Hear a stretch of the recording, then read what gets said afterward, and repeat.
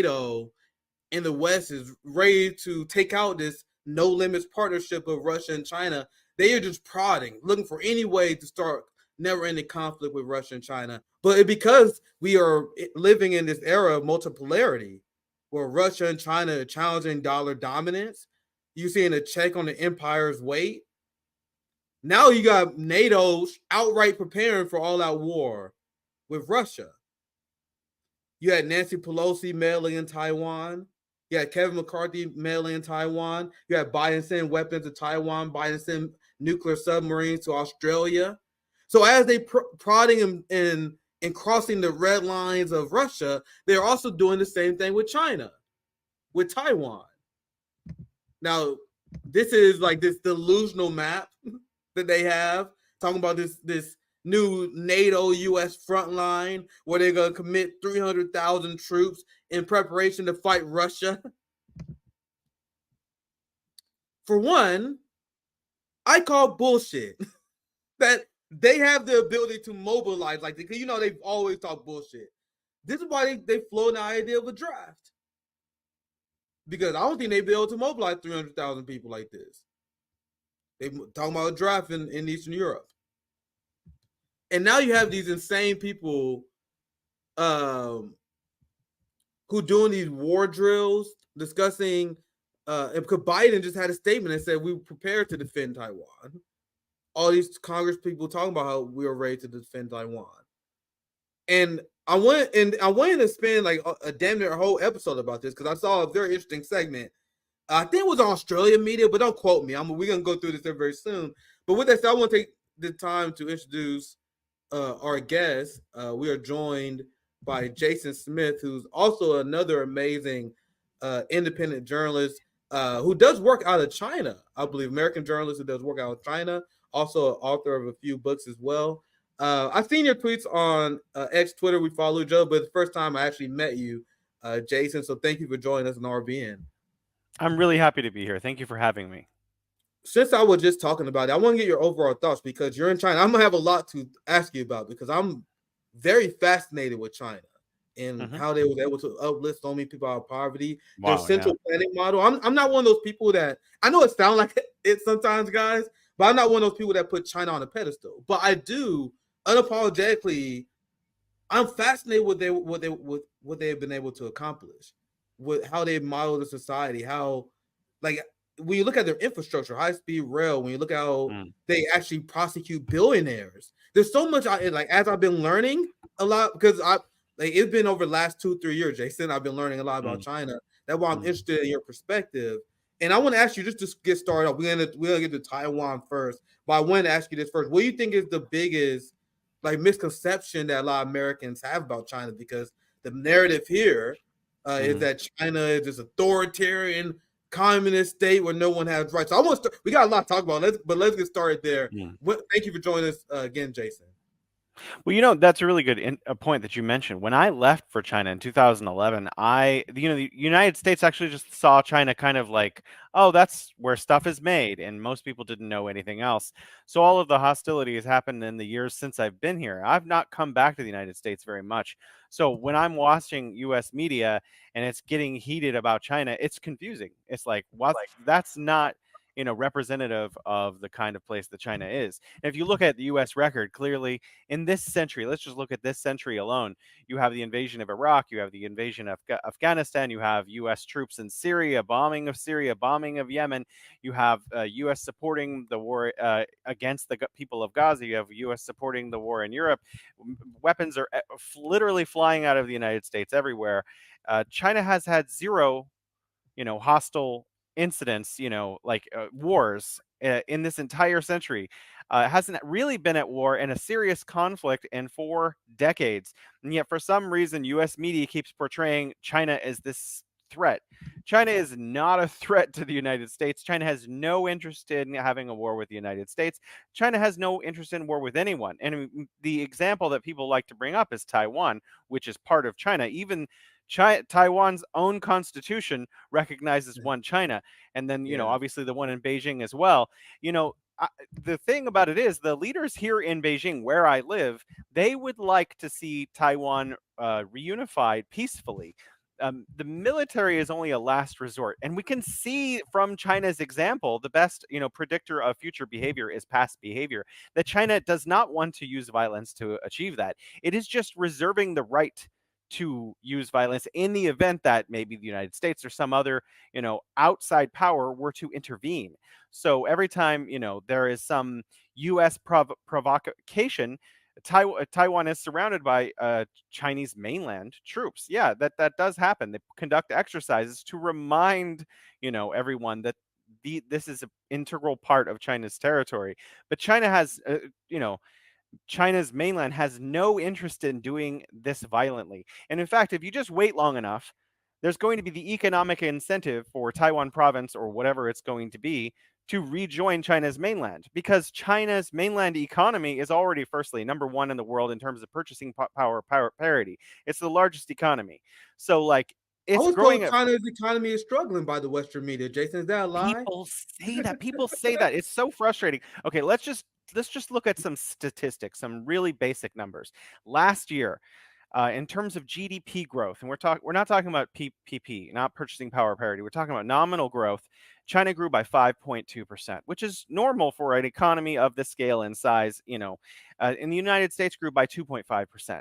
So China is literally growing at more than twice the speed in 2023. 2024, IMF predicts China's going to grow at 5%. And JP Morgan predicts China's going to grow at 5.2%, 5.3%. And this first quarter, the U.S. grew 1.6%. So U.S. growth isn't even one quarter of Damn. Chinese economic growth. So for Western writers in Wall Street Journal and stuff in the United States to say China's economy is lagging, they're cherry picking tiny metrics and saying, look at this metric, this is the one that proves it. But if you look at the context of the total economic growth, China is clearly doing very, very well. I'm glad that you cleared the air on that, because my audience know I've been watching way too much corporate media, just debunking the propaganda. But I just hear it all the time from the Joe Scarborough types that, oh, the Right, United sure, States, yeah. we're the envy of the world. China is struggling. Communism is being exposed. Oh shit! Let me see if I can find this article. I saw this crazy article. I didn't have it planned, but it was like, is communism biting China in the ass? Now it was some smug article that came out like a week ago. So I want to see if I can find it, but it's hilarious. I'm glad that you cleared this up. And I saw this. I saw you tweeted this regarding, and you had all these facts. Make sure you guys follow Jason Smith on X, because just like what we do on RBN, he got the receipts. I've seen you tweeting about this. And I'm glad to hear your explanation. What's your thoughts about this? Because another thing I hear a lot from corporate media is that Xi Jinping, he's crazy. He's gonna flip out, and they planning on invading Taiwan by 2027. And I'm like, where they get this date from? So is there any validity from that, Jason? You're kind of here to help debunk this shit for me. The Pentagon has been predicting that, based on the growth of China's economy, that sometime in the 2020s, that China would begin to lash out and act violently based on its ability to do so, because its military will have arrived at a certain echelon. But these are just predictions, by think tank people in DC and doing their stuff behind the scenes. This doesn't represent reality at all. If you look at China's track record again, it's a very peaceful country. In fact, since 1949, the founding of the People's Republic of China, there's been very few conflicts that have been very limited in scale. In the last 4 decades, China has had no wars. People like to point out there's skirmishes, border skirmishes with India occasionally, but this is really a bizarre thing, because India and China have actually agreed not to use live ammunition at these sites, because they don't want to see soldiers die. So the incidents that happen every few years are literally people hitting each other with sticks and rocks, and usually there's no casualties, or very few casualties in these incidents. And so this is not a war. When the United States went into Iraq, which is not even when the US invaded Iraq, between the first war against Iraq in the 1990s and the second war, just U.S. sanctions alone in Iraq killed 500,000 children. 500,000 children died in those 10 years. So we can't really compare China's like border skirmish to the all-out wars that the United States has again and again and again. So when people say, "Oh, China is not peaceful," because I can point out these one or two really tiny examples where there was like a problem, it's ludicrous. It's actually just ridiculous. So when we're talking about, is the president of China interested in invading Taiwan? Absolutely not. He says that they reserve the right to do so because that is, trying to basically keep outsiders from interfering in the internal politics of China. I mean, the PRC Yeah. and the Taiwanese constitution both say that there's one China. The United Nations recognizes one China. Even the United States officially recognizes one China, has a one China policy. So it's really bizarre. Basically, the plan, from what I can tell from the media that I read here in China, and I've been here for more than a decade, is to economically reintegrate Taiwan with the rest of China. About half of all trade, that international trade, well, trade outside of Taiwan's borders happens with China's mainland. So if that just increases over time, eventually people there are going to be incentivized to want to be part of some sort of, maybe economic forum that just keeps growing, and eventually China will reunite in that way. There's absolutely no interest in seeing Chinese people die in a war by the people in China's mainland. They That just makes so want, much sense now. yeah, yeah.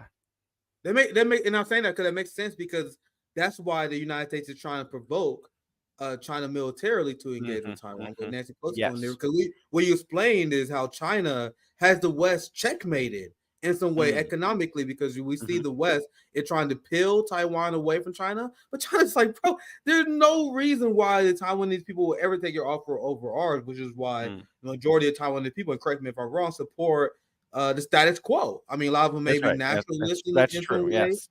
Yes. Cool. So a lot of them may be like nationalists in some ways, but a lot of them support the status quo because they benefit from this. So based on what you're telling me, they have the West checkmated because they're the strategies, right?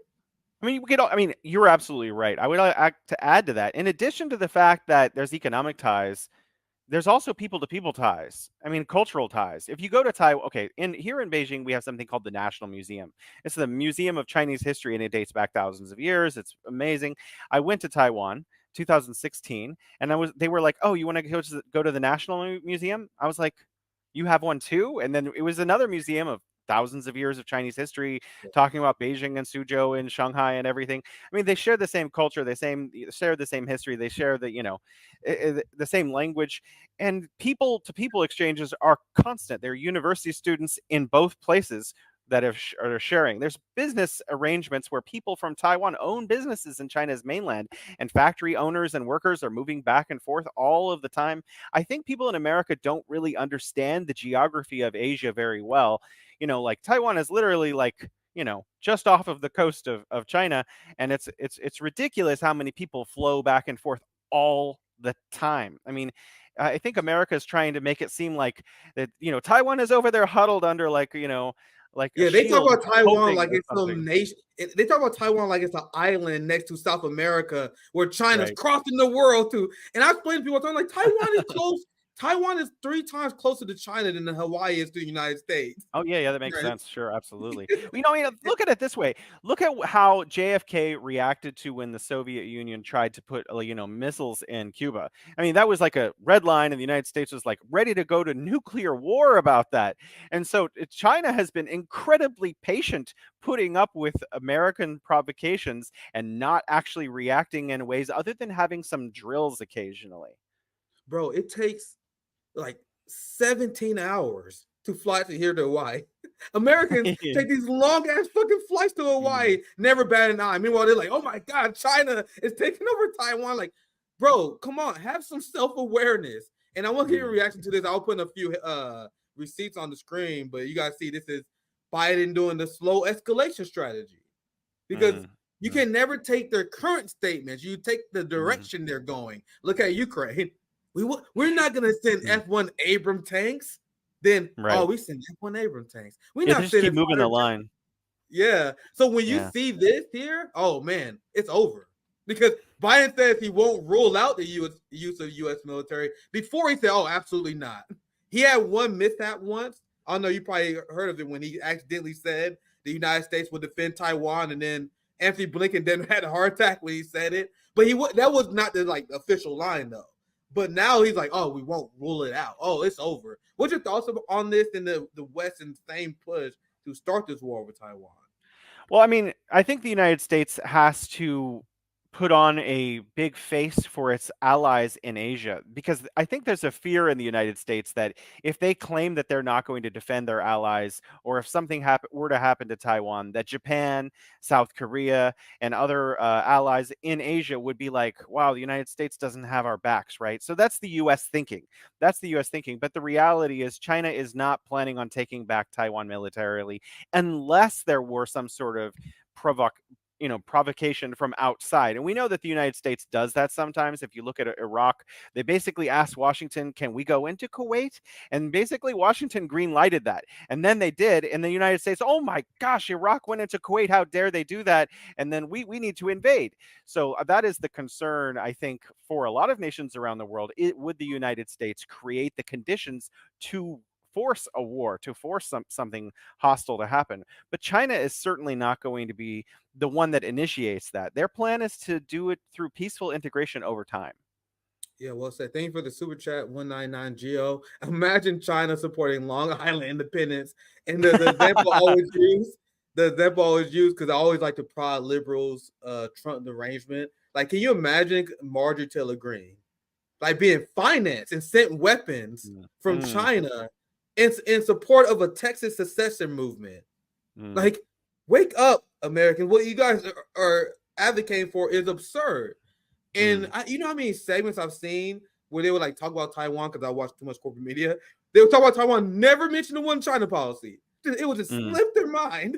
They would just pretend that China being some hostile foreign menace that's prodding war against some innocent island that had nothing to do with China. That's the perception that they leave American audiences all the time, which is kind of why I watch corporate media, because I want to see the messaging, because it's the state. As much as they talk about Chinese state media, what you hear from Warren and Joe is quite literally the messaging that's come out of the state, especially because we got a Democrat president. When Trump is president, it'd be the same with Jesse Waters, for example. That's why you got to know what your enemy's saying and watching your enemy. And I want to get your thoughts on this, and you can kind of speak. I have a statement I want us to reply to, because I find it to be hilarious. But I saw this, and I saw this video that I'm kicking myself I can't find.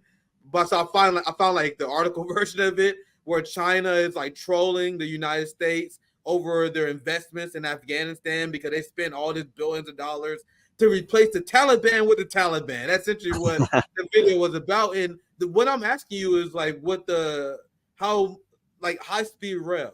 And I read a transcript, and I implore all you guys, like, don't take what you hear from China from American media. Read transcript from what G says.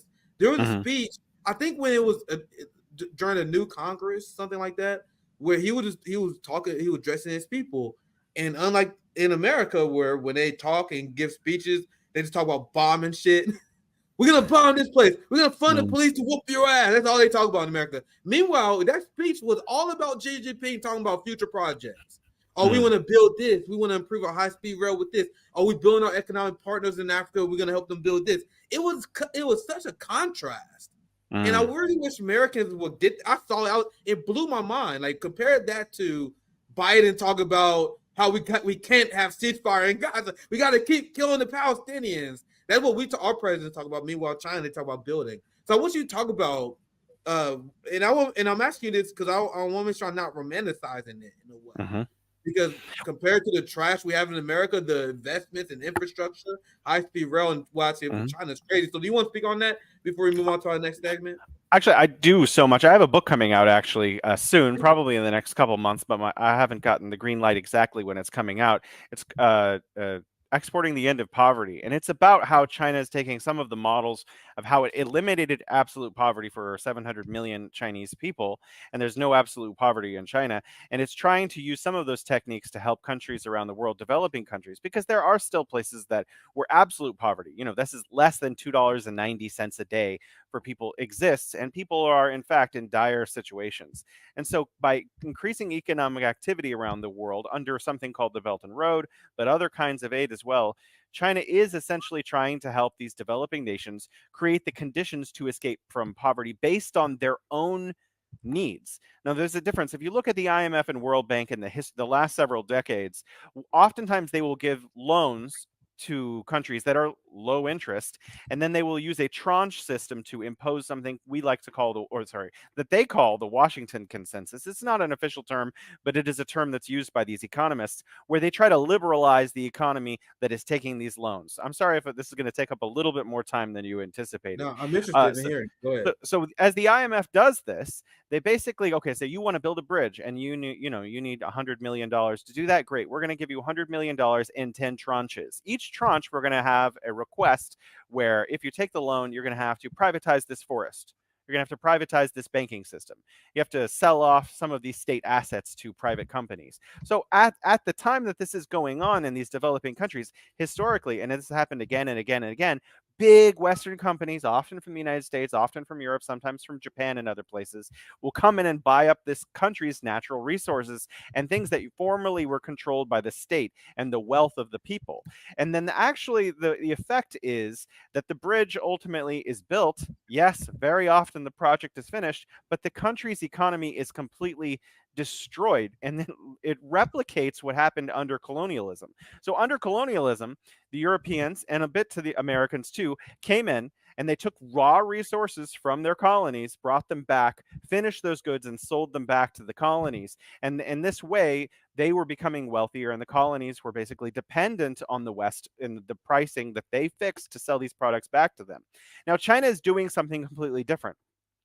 When a country comes to China and says, we want to build a bridge, we need $100 million, China will give them almost the same interest rate, like 2%, which is very, very low. And it'll give them very, very good conditions for that. But China does not interfere, has a policy of non-interference in the internal affairs, the internal economic structures of recipient countries or any countries. So the country gets the loan. Very often, Chinese companies come in to help build the bridge or build the hospital or whatever it is, and then they will employ local people to do that. There will be a skills transfer in the contract where they teach people how to operate or build those things and create jobs, impact the local economy. And then when they're done with the bridge, there's a key turn ceremony where they're like, yay, we all work together. And the Chinese people usually leave. And so what this means is you get a bridge with no strings attached. So now you can actually create the economic activity. So you get ports, bridges, hospitals, rail. China's doing this all over the world. China has built rail in Nigeria. China has built there's a great dam example in Ghana that was exchanged for cocoa beans. Actually, it was like 10 years of cocoa beans from Ghana for a hydropower dam, which created electrification, which creates the conditions for factories, which gives people electrification for lights for their homes and refrigeration and all kinds of added benefits. So China's Belt and Road Initiative is not just like extraction of resources like that's happening under the IMF. Sometimes there is an extraction of resources, right? Obviously, they're like, okay, we do want some coal, but that's a separate contract from the power plant that's built near the coal mine and stuff. So basically, China's giving the developing world and these countries the economic ability to escape the impoverished condition that were created by hundreds of years of colonialism and then decades of neocolonialism. And so the last 10 and 20 years have really seen, and the BRI started in 2013, officially, has seen a lot of economic activity in the developing world. So much so that China's now exporting as many goods to the developing world as it is to the G7. So that is actually shifting China's, economic strategy away from the West and less dependent from the West. And now it's interacting with these other markets, which actually protects China from potential sanctions from the United States. So there's so much more going on in there. I can't explain Yeah. it all unless you have like 5 or 6 hours. But it is We really, definitely, really, it is gonna quite have you good. back on because I'm learning a lot too. Because I'm fascinated with China. I've been very impressed with China, but I always want to check myself. You know what I mean? I see people in the audience that may check me because I get very excited seeing an alternative. And I'll be honest with you guys, when I see an alternative model from capital, I would define it as a market socialism. I guess I will ask you about that So maybe we have more accurate way to describe it. Because I would describe it as like market socialism. They seize the mean of production in very critical industry while still allowing the flow of free capital. Am I correct on that? But the overall point I was making, I just like seeing an alternative economic model to the United States thrive. But am I accurate in that section? I actually want to ask you about that. Like, how will you define it? Because I see a lot of people say China is a hardcore authoritarian communist state. Then I see some socialists in America that say, "Oh no, China is actually a capitalist country that we shouldn't model ourselves after." So what's the truth there, Jason? I would love to hear it. Well, I would like to use their own words. They call themselves socialism with Chinese characteristics, and so they may be undergoing a transitional period where they're using capitalism to build up their economy, but they have actually maintained a large amount of central planning.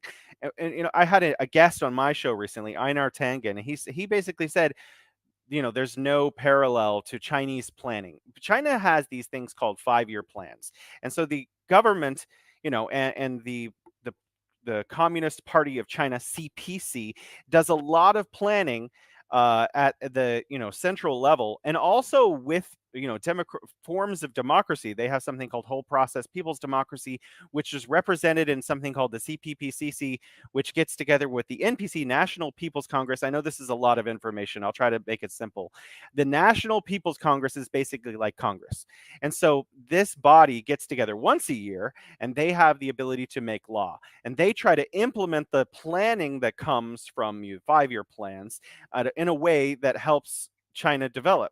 And so you don't have that in the United States. You have the invisible hand, right? So the market's just supposed to magically take care of everything, and the government only really steps in when it's necessary. But the US has elements of socialism, like Social Security. China just has far more of that. I have in the other room, I have my workers' health card. I forget the exact name of it, but if I go to the hospital, because I'm a worker, I have this card. I can actually get medical care for very cheap. I broke something in my back a couple years ago in my spine, and in the United States, I probably would have been in debt for the rest of my life. But it cost me like $100, and that was like every day getting treatment for like a month. So, So yeah, last time I've been to the hospital, maybe a decade. I haven't been to a doctor in wow, like 10 years. Like I just do wow, self care. I drink some tea, oh, work out, get you don't yeah. get sick. I've That's the got reality of cancer. I being just drink some American. tea. Yeah, it's terrible. I'm sorry. No, but we do have. I mean, I would have to say Now you China guys is wonder why I hate considerably our more. country Yeah, unapologetically, but go ahead, Jason.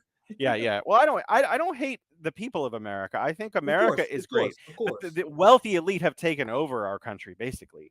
That's Uh, exactly what I mean. I mean, Absolutely. basically from the beginning. I mean, if you go back, I like it when people say, "Oh, it's been really bad since JFK was shot." Really, it wasn't bad before that. I mean, there's a lot of precedents before JFK was shot. But anyways, there is a lot more socialism here in terms of healthcare, in terms of access to housing, all kinds of things that are much more socialist than they are. We also have something called SOEs, state-owned enterprises. So these employ a lot of people, millions of people, and they operate, mines, and they operate, different kinds of industry all over the country, and they are run by basically the government.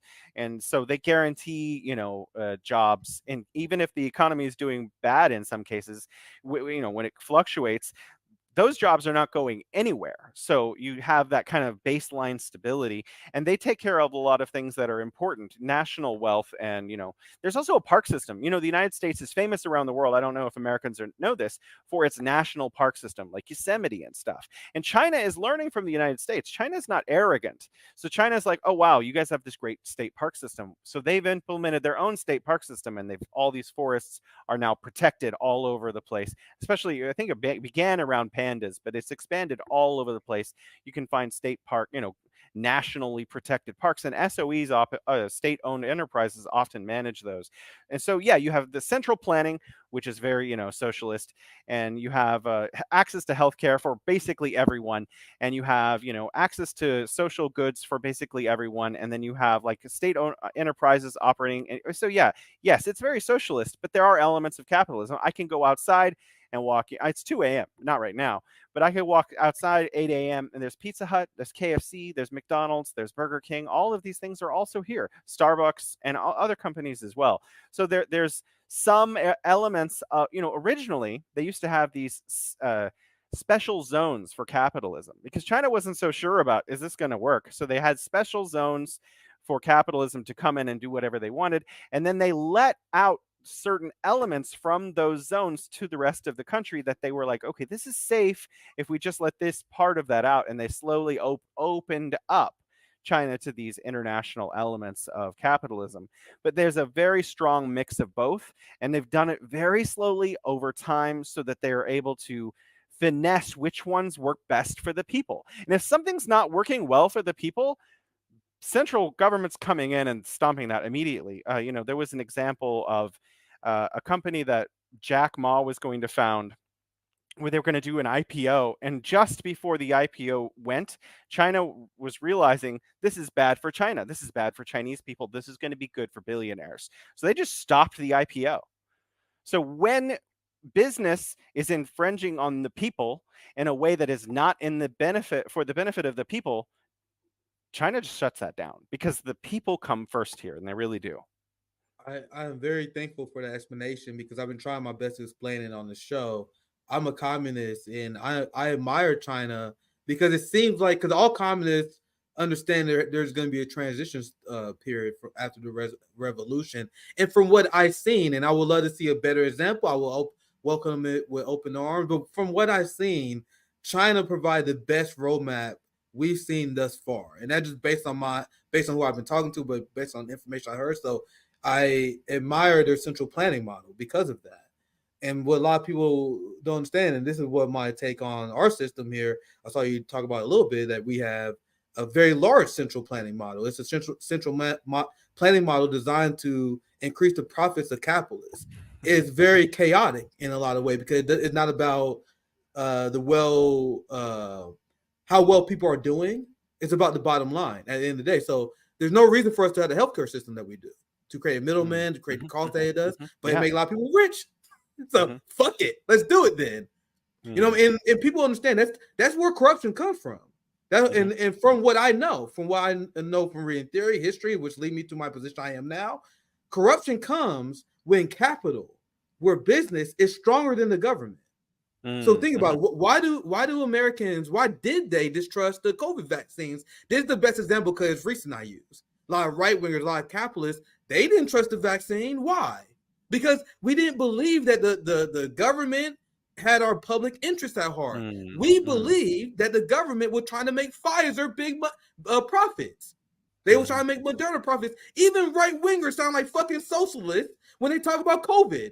Because I don't trust these vaccines. The big Pfizer are trying to make a buck. Welcome to our main thesis. Why you can't have a central planning model where everything is based on profits, because that leads to distrust. So why do people distrust the vaccines? I'm not taking that shit because you guys are trying to make a buck. Well, if you don't have a central planning model where business and capital is stronger than the government, where the government, the central planning model, the will of the people is stronger than capital, that leads to more trust, fam. Because they're like, oh, well, they're doing it for goodwill instead of the profit margins of their donors. We don't trust anything our government does. Why do you think people don't trust the Ukraine war? The distrust that we have is because we believe that every move that our government makes, because it is due because of profit. Because they want to make big oil money, because they want to make Wall Street money. And that is true. So because of this chaotic system, it leads to distrust, and it leads to the falling life expectancy and the quality of life, because we don't really care about the cause and effect of our policy as long as it makes someone some money. But anyway, I know we went a little bit off track. Anything you want to add before we get back into some segments? We got maybe another 25 minutes or so. Oh, you mentioned the word donor. I think that's a really important thing. As an American, I get really frustrated with. I think nothing can be fixed in the United States until we can get money out of politics. In other countries they call it corruption, but in the United States it's actually legal to do all this stuff. So then they're like, you see these corruption indices around the world for which governments are the most corrupt and least corrupt. And the United States is always very low on the corruption, because it's all legal. So, essentially the United States has made corruption legal. If you want to fix, like, I don't know, rail or anything, healthcare in the United States, you can't, because they're vested corporate interests that are basically in control of our leaders. So if we could make it so that, big corporations can't donate, or very wealthy people can't make exorbitant contributions through whatever super PAC, whatever legal vehicle they've enabled to give money to contribute to campaigns. And then if you could stop lobbying somehow, which is another form of corruption, then eventually we may actually be able to change things in the United States. But but who makes the laws to stop those kinds of things? The people who are already there, who are the most corrupt, who've ended up there. Who can become an elected official in the United States? Whoever is willing to take the most money from these big companies. So who are our leaders in Congress? The people who are obviously the most corruptible. So I mean, it's a terrible system. I really I love the United States, I do, but we need to get money out of politics, or nothing can get fixed. It can't. It just won't. Yeah, and I actually subscribe to that version of patriotism, the love of our neighbor. I'm a patriot in the sense that I want to see my neighbor thrive. Yeah. And the people who pretend they're patriots are frauds. I have fun, guys. I live in the Midwest. You guys know how fun I have talking to conservatives, rubbing it. I'm like, I'm more patriotic than you. You're so unpatriotic. You're willing to let your neighbor go bankrupt because you're not willing to pay taxes for his health care. That's how unpatriotic you are. I'm willing to pay more taxes so people have health care. I'm willing to pay more taxes so your child will have great education. I am the greatest patriot in this country. The people who are not patriot, who think they are because they got a flag fucking fetish, they like, I'm not paying. I don't give a fuck about your child health care. Fuck your child education. Fuck the roads. I just got mine. And they think they're patriots. So in a way, I've been thinking about this a lot ever since this whole MAGA communism, patriotism thing hit the discourse. Like, yeah, actually, in a way, there's the socialists, the communists, we are the patriots because we care about the well-being of our people. I don't like the flag humping. I think the symbols for the symbol-minded. Remember from George Carlin? I don't like that shit. But in that sense, I am a patriot because I actually care about the well-being of the people.